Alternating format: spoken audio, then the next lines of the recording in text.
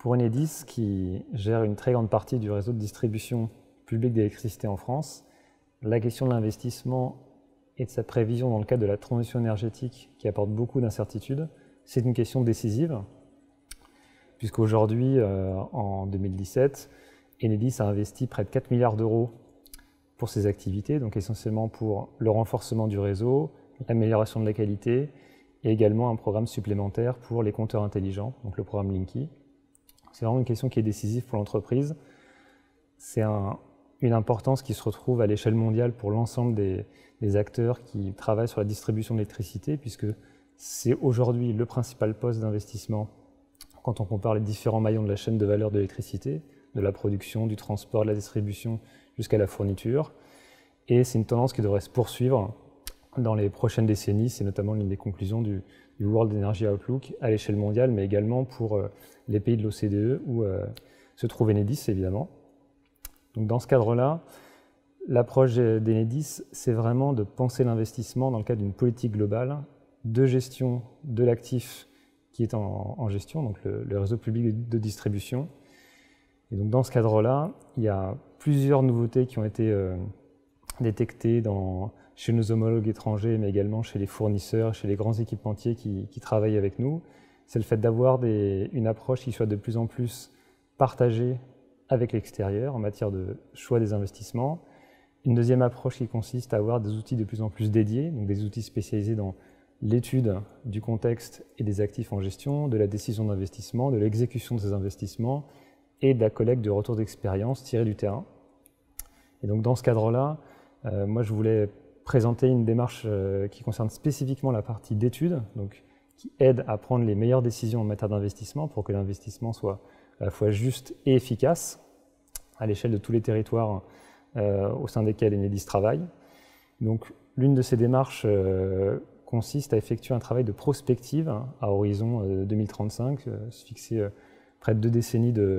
d'avance pour essayer de comprendre les futurs possibles qu'on pourrait avoir en matière de demande d'électricité, mais également de production d'électricité au périmètre des réseaux qu'opère Enedis aujourd'hui. Ce travail, Enedis essaye de le faire à la maille la plus locale possible, parce que l'objectif, le point le plus important pour Enedis, c'est d'arriver à une planification énergétique territoriale, et donc que ce soit un travail qui soit fait avec nos partenaires, que ce soit les politiques locaux, les entreprises, les associations de consommateurs ou les ONG. Ce travail à la maille locale, ça nous permet plusieurs choses. Ça nous permet de comprendre les interactions entre des phénomènes liés au secteur de l'électricité, comme l'implantation des nouvelles énergies renouvelables, par exemple, l'éolien terrestre ou le photovoltaïque solaire, son interaction avec des phénomènes socio-économiques, par exemple, la répartition des populations dans l'espace, entre les communes typiquement, pour essayer de comprendre comment est-ce que peut interagir le développement de l'éolien terrestre ou du photovoltaïque solaire avec les densités de population, où le premier va plutôt chercher s'implanter dans les zones qui sont moins densément peuplées, alors que c'est plutôt l'inverse pour le photovoltaïque, en particulier pour les puissances moyennes ou petites. L'autre intérêt de ce type de démarche, ça va être de comprendre les spécificités des territoires et de travailler aux mailles qui sont les plus pertinentes. Par exemple, pour anticiper les évolutions possibles de la consommation des entreprises tertiaires, c'est très intéressant pour nous de travailler à la maille des zones d'emploi. Donc c'est un territoire dans lequel les habitants vont à la fois vivre et travailler. Et donc ça permet de voir des évolutions qui pourraient être contrastées si on se place par exemple à l'échelle d'une grande région administrative. Un autre point d'intérêt pour ces scénarios, ça va être de comprendre quelle pourrait être, ou d'anticiper quelle pourrait être la géographie de phénomènes nouveaux. Là, l'exemple le plus clair qui me vient en tête, c'est celui de la mobilité électrique, l'arrivée des potentiels de véhicules électriques individuels. Donc là, on a développé des modèles en partenariat avec des acteurs extérieurs, des académiques, des chercheurs, des entreprises, pour essayer de comprendre, par exemple, où est-ce que pourrait se développer en priorité l'électrification des voitures, distinguer les communes qui sont dans le cœur des agglomérations les plus denses, des communes qui sont à la périphérie de ces agglomérations les plus denses, ou des communes qui sont dans des territoires ruraux avec des densités de population moins importantes.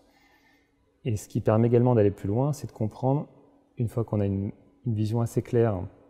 du déploiement de ces véhicules électriques, c'est de l'impact que ça peut avoir sur la demande en électricité. Et donc là, on va avoir des modèles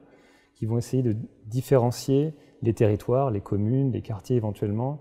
où l'usage de la voiture est plus important que d'autres. Peut-être par exemple parce qu'ils sont plus loin des centres urbains ou que la desserte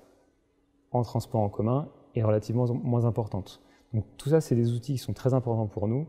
Ça nous permet 3 choses. Ça nous permet d'anticiper les éventuelles incertitudes liées à la transition énergétique, de faire ce travail aux mailles qui soient les plus locales possibles et les plus pertinentes possibles, et surtout de travailler en collaboration avec toutes les parties prenantes des réseaux de distribution d'électricité, que sont les pouvoirs publics, les entreprises et les habitants.